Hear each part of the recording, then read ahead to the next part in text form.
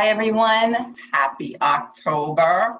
That means it's time to talk demonic possession. Ew, she's so cute, isn't she? My little Reagan doll. She even has a separate head for her vomit. But we're talking demonic possession, or how your godmother acts when it's been a few hours since she's had some chocolate. Full disclosure. Demonic possession is my least favorite subgenre. But when I was making this list, I realized, oh, there are quite a few that I really do enjoy. The reason I don't enjoy them is they usually start out with this like based on a true story, which you know right away it's going to be weak, it's going to be watered down, it's going to be stupid. They also often have some child tied to a bed and they're sputtering and they're swearing and we're supposed to be shocked and clutching our pearls that some 8-year-old is saying the F word. And then we've got the priest, or even worse, the young priest and the old priest, in which case the young priest had sex with a woman in his congregation and he feels guilty. The old priest is, that's what I mean. I get like, okay, we've seen it a million times. However, I was able to find 10 films that I feel either veer away from it or gave me enough bang for my buck that they should be part of this list. Let's dive right into it with our number 10, which is The Lords of Salem, from 2012, directed by Rob Zombie and starring Sherry Moon Zombie and Bruce Davison. And don't come at me, this is a comfort watch for me. I like this movie. I might be sitting at a table for one, but I really enjoy this movie.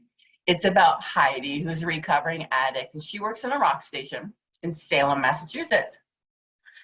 And she's given this mysterious box that contains an album by a group called The Lords. And when she plays the music, it brings these visions in her head of women worshiping Satan. There's like some creepy Pied Piper stuff going on with the music that she is encountering.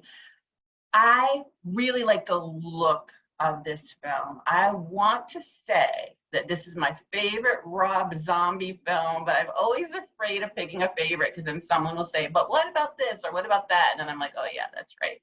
But right now, off the top of my head, this is my favorite Rob Zombie film. It is like a fever dream, which is probably why it's a comfort movie for me. Like when I'm feverish and I'm kind of out of it, I just want to chill out, put this on and watch it. Those of you who've been faithful to the Godmother and watching all these top 10 lists, you know I always have like a nostalgia pick. I usually have a come at me pick. The next two, number 9 and number 8, are both nostalgia and come at me ones. Number 9 is where you're really going to want to battle the Godmother, and that is The Exorcist 3 from 1990, written and directed by William Peter Blatty. I mean, come on. And starring George C. Scott and Brad Dourif. And when I first saw this movie in 1990, I saw it before the jump scares in it were well known. And they definitely got to me. I don't want to give anything away for people who haven't watched this, but there were two in particular that really stuck with me. Whereas the original Exorcist, I think because it was so familiar, by the time I got around to seeing it, it didn't scare me. This one really did. Also, what was really scary about this film was the descriptions. Like, a lot was left to the audience's imagination, and I really enjoyed that. Youngins, if you're watching this now, there's some weird things going on here. Yes, people did smoke in hospitals, including doctors. It's a little over the top. In this movie, you have a doctor like working on patients, smoking right above them. It is a little weird. And there are some not such woke language used in this film, but again, it was 1990. I recommend you give this movie a chance, if nothing else, for Dourif's performance. He's excellent.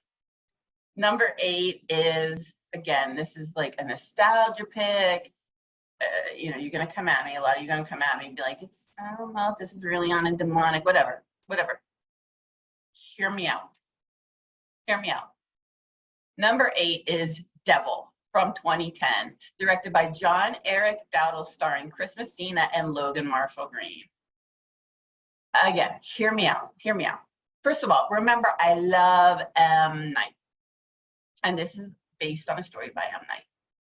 What it is 5 strangers are trapped in an elevator. And if you've read some of my short stories, you know that I really enjoy putting ordinary people in extraordinary circumstances and seeing how it shakes out. Like, who is going to become the villain? Who is going to become the hero? So this automatically I was interested in right from the get-go. They're in an elevator. The lights go out in the elevator and someone dies. And now it's a crime scene investigation. And it just gets more and more tense as it goes on. You know, it's M. Night, it's Pennsylvania, it's everything that I love, and I'm not going to apologize about it. Number 7, I think some of you will agree with me on this one, is The Autopsy of Jane Doe from 2016, directed by Andre Overdahl and starring Brian Cox and Emile Hirsch. This one is a slow burn. The tension burns really slowly, but it just creeps along, adding detail after detail. It sucks you in. It's about an autopsy, but a very, very unusual one. It's a father and son team, and they keep finding very strange things in this autopsy. I don't have a lot of notes for this one, honestly, but just trust me, you'll enjoy the ride. This one, the payoff makes this one worth the investment. Number 6 is Evil Dead Rise from 2023, and I have a lot of 2023s on here for some reason. That was the year, last year was the year when people made demonic possession films that I really enjoyed for some reason. I must be a contemporary demonic film fan.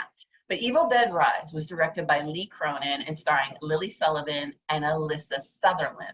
And if you followed my 2023 Halloween month movie reviews, you will know that I have a lot of feelings about Alyssa Sutherland, based on the fact that I hated her character in the Vikings, but she's fine in this movie. Full disclosure, I love the Evil Dead franchise. I'm a big fan. And this one really entertains me for multiple reasons. First, I like how it begins with the cabin in the woods scenario, and then you're thrust into this apartment building, and it's confusing. Like, how did we get from the cabin in the woods to here? It all ties together in the end, but it was interesting. It was an interesting cold open. Second, this film really ramped up the types of bodily harm that we normally watch in these, but not in a torture porn way, which is why I really enjoyed it. I'm not a torture porn fan, but this was sort of like a nudge, nudge, wink, wink, like you're in on the joke with me kind of violence that I liked. It was fun. And third, I love the tight frame style of filming. When you're watching this film, you almost feel like you're cornered. And that adds to the anxiety and the excitement of the film. And last, I loved the homage to The Shining with the blood elevator, and I think it was done better here. That was chef's kiss. As we get into number 5 and higher, I'm not even really sure that there's a hierarchy here, because they're all really fantastic. They're all really close in terms of my enjoyment of them. But number 5, I'm going to say, is The Vigil from 2019, directed by Keith Thomas and starring Dave Davis. He carries this film. What an amazing performance. What a wonderful actor he is. It's fantastic. The Vigil is basically what 2023's The Offering wishes it were. It is dark and intense and smart. It's about a man who is really beginning to question his faith. He's Jewish, and he is asked to sit vigil for a Holocaust survivor. And at first he doesn't want to, but you know, they're offering him good money to do it. And he needs the money. And it goes sideways. I mean, it's creepy. As I said, it's filmed in a really dark way, but you can still make things out. It's just intense, and it really stays with you after you watch it. Number 4 is Talk to Me from 2023. And it's an Australian horror film directed by Danny and Michael Philippou and starring Sophia Wilde and Alexandra Jensen. In this story, there's an enchanted hand, like a corpse hand or a magic hand, that if you grasp it and say, talk to me, you're able to see someone who is dead. The possession comes into play because the person then says, I let you in. And the dead person takes them over, possesses them. The hand is like this party game, social media sensation. And I really love that it was sort of like an urban legend, but a contemporary one. I also loved how the act of possession was depicted like a high for the characters. It was like doing drugs for them. They kept wanting more and more of it. You kind of knew where this film was going, but it was so well done. And full disclosure, I love A24 films, and I'm a big fan of Australian horror.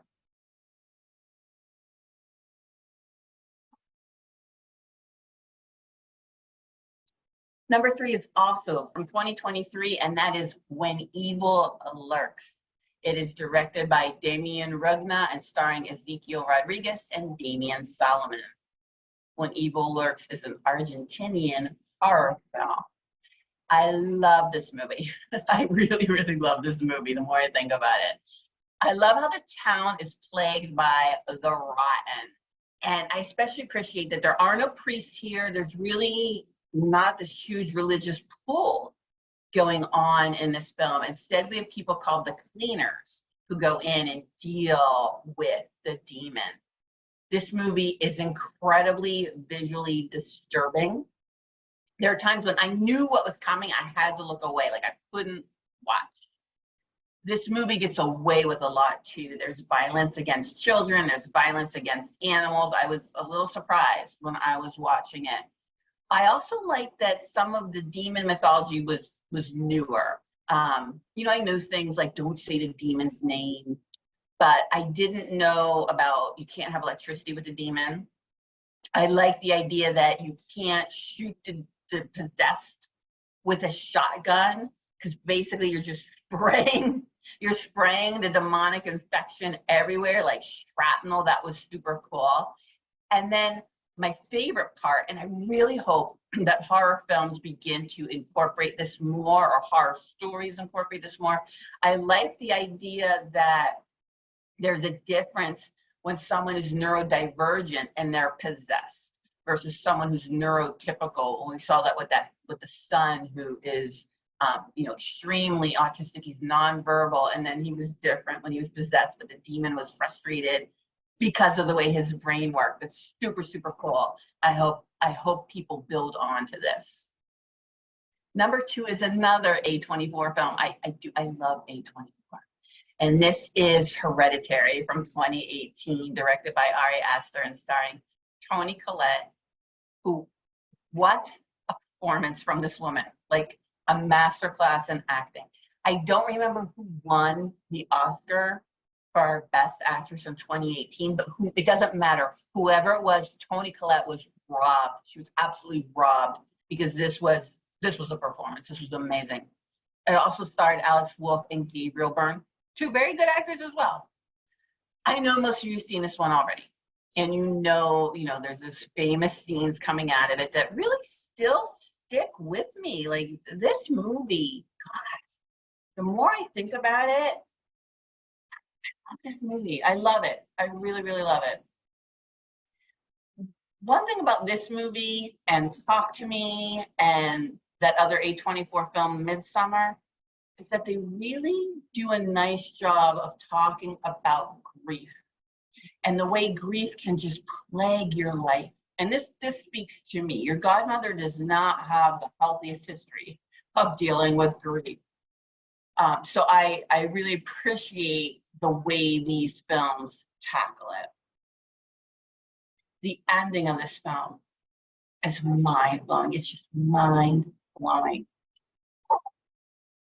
It's one of the most popular horror films of all times, and deservedly so. And number one, and again, I don't know that I'm saying number one's better than number two. They're probably neck and neck. I think they're neck and neck. But number one is The Wailing, which is a 2016 South Korean film that was so beautifully filmed, so exquisitely filmed, that I forgave its long runtime. I'm also a huge fan of Korean horror films and TV shows. The Wailing was directed by Na Hong-jin and stars Kwak Do-won and Hwang Jun-min. This film won a ton of awards and earned each and every one of them. Kwak Do-won is our main character, and he plays a police officer who has this adorable, adorable child. And this police officer is so real and so human that I really felt a lot of sympathy for him right from the get-go. Like, I was really on his side. I was really rooting for him. Basically, something demonic is happening in his village, and he enlists the help of a deacon, excuse me, and a shaman, and anyone who will help him. Like, he's so in over his head here. It is a long film. It's long, and I think some people were put off by the ambiguity of the ending, but I liked it. I liked that I had to really sit and think about this film after I finished it. I mean, like, who was the demon? Who was manipulating everyone? There's a lot here, and I even dove into some Reddit threads and, was talking to some people about it, and there were a lot of ideas, and I really liked that. I appreciated the thoughtfulness of it. I have my thoughts about who's the demon, but I don't want to spoil it for anyone who hasn't watched this amazing, amazing film yet. So thank you for exploring demonic possession with me. Next month, in honor of the American holiday that centers on mindlessly shoving food in our faces, I will be doing my top 10 zombie films. So if you don't want to miss those zombies, be sure to hit subscribe.